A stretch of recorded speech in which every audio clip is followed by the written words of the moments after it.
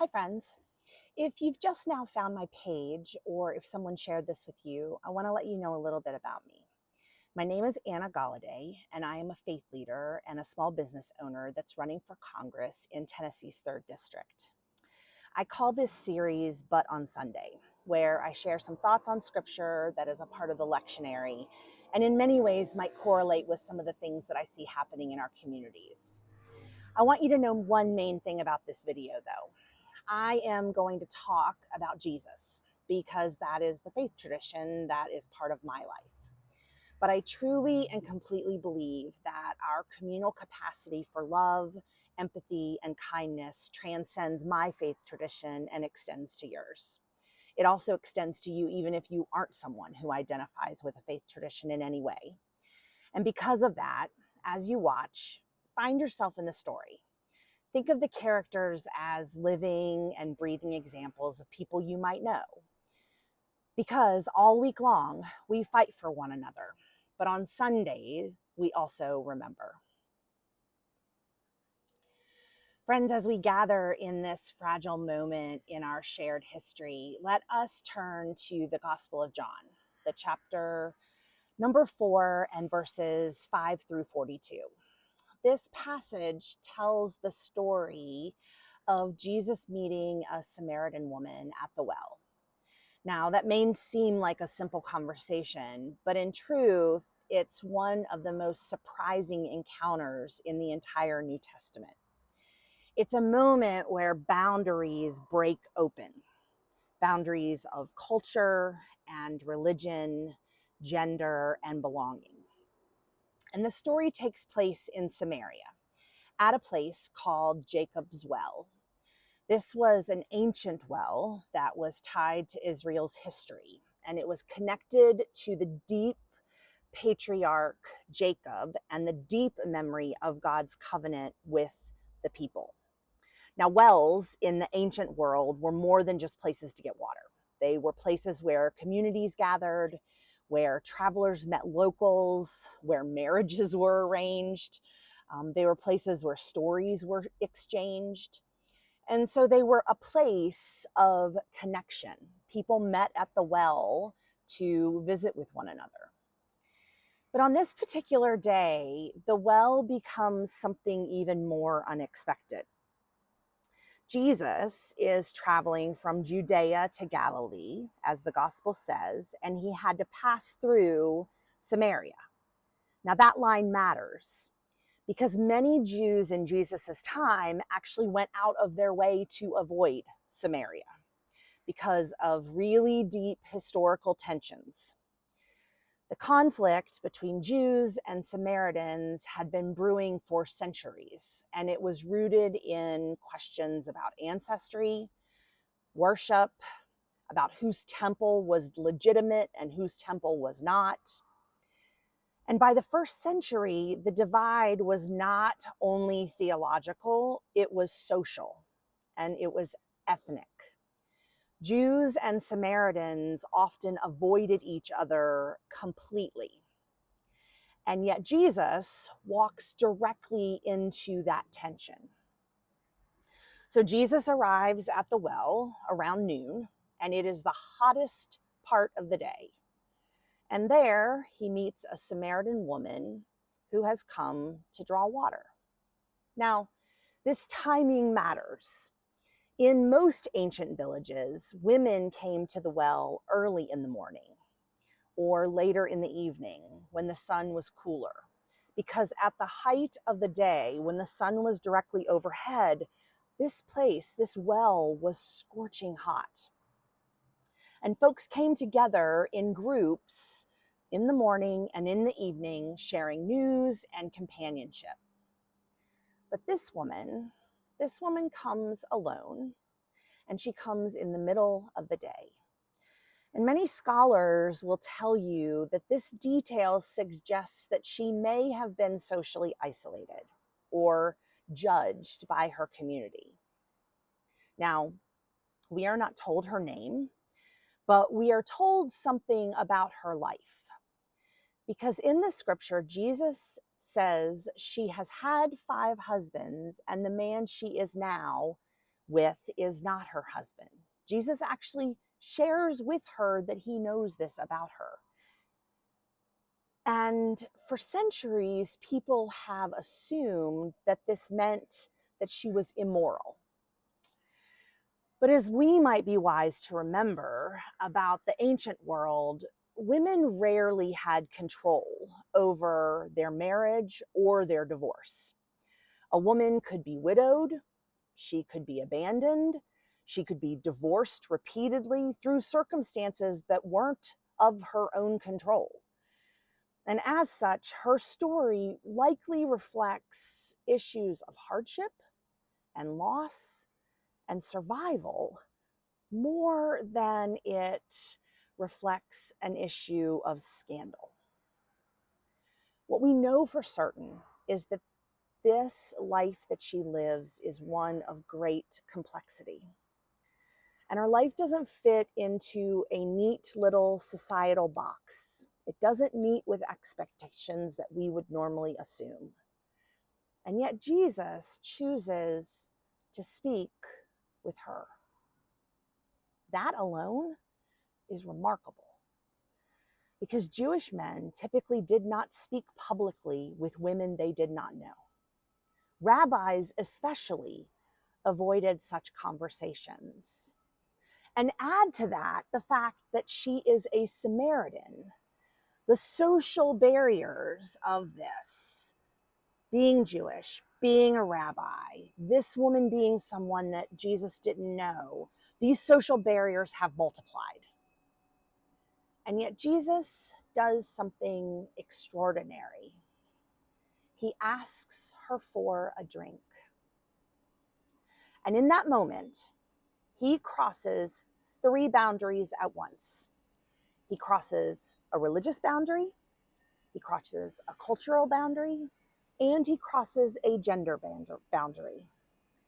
And when she expresses surprise, he begins to speak to her not just about the water in the well, but about living water. Now, living water in the ancient world meant fresh, flowing water. Water that was from a spring or a stream versus from a stagnant cistern.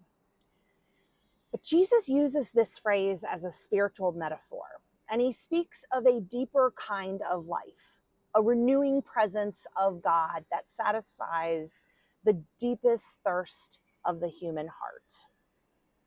Now, what's striking to me is how seriously Jesus takes this woman as a conversation partner. In the Gospel of John, this is actually the longest theological conversation that Jesus has with any individual. Longer than his conversations with the disciples, longer than his conversations with religious leaders. This conversation with the woman at the well is the one he takes the most time with. It is the one that John tells the longest story of. And Jesus entrusts deep spiritual truth to someone that society had overlooked. And the woman responds not out of shame, but with curiosity, with courage, and with insight. She asks questions about worship. She reflects on the coming of the Messiah that she has heard about. She engages this rabbi in real dialogue. And then something remarkable happens. She leaves her water jar behind and she runs back to the village. And this woman, who arrived alone in the heat of the day, who arrived by herself because no one else would go with her, becomes the very first evangelist in this story. And she tells her neighbors, "Come, see this man who told me everything I've ever done."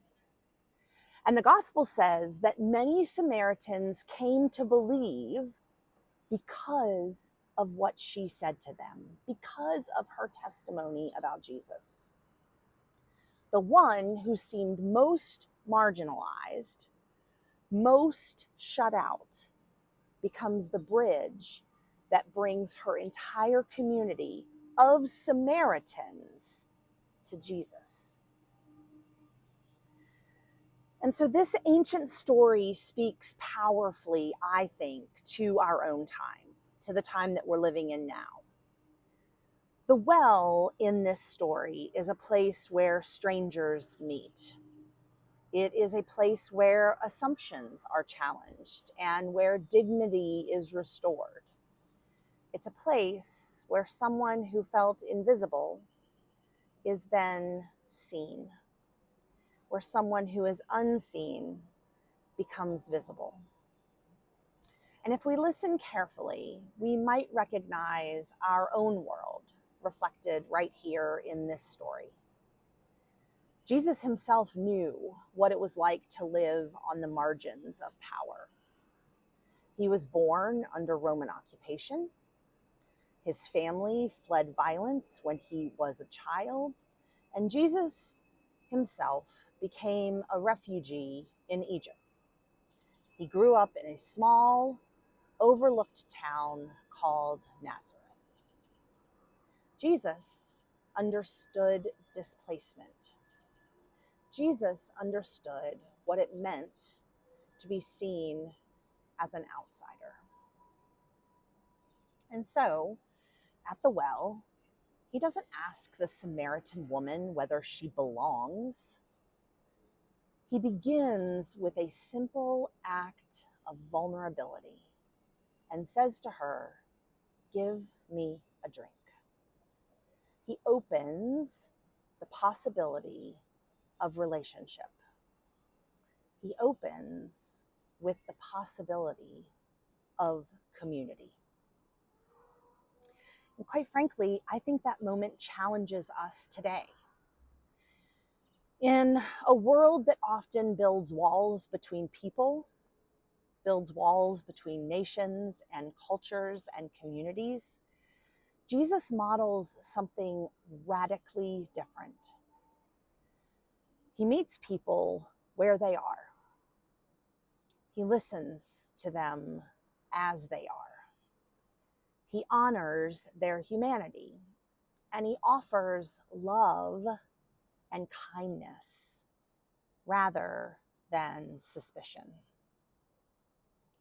And this story reminds us that transformation often begins in overlooked places, not in palaces or places of power, not in institutions of government or in city council rooms, but at ordinary wells, at community meetings, at neighborhood association gatherings, in small towns, in communities that feel forgotten, in places where people are thirsty for hope. And in many of our communities today, whether you are in a rural town struggling because you lost your hospital, or you are a family that is navigating economic hardship, or where neighbors are struggling for resources that are just increasingly scarce, the cry is often the same. People are not asking for charity. They are asking for dignity. They are asking for a system that does not forget them. They are asking for a system that remembers them. The well in Samaria reminds us that God's work often begins precisely in those spaces where the world has stopped paying attention. Jesus did not avoid Samaria. He walked straight into it. Jesus showed up again and again in the spaces where people thought that they had been forgotten. And because he did that, a woman found her voice, a village discovered hope, and a well became a place of renewal. And so today, friends, I want us to imagine that we ourselves are standing at that well. Let us drink from what community offers us. A life rooted in compassion, a moral courage, a sense of belonging.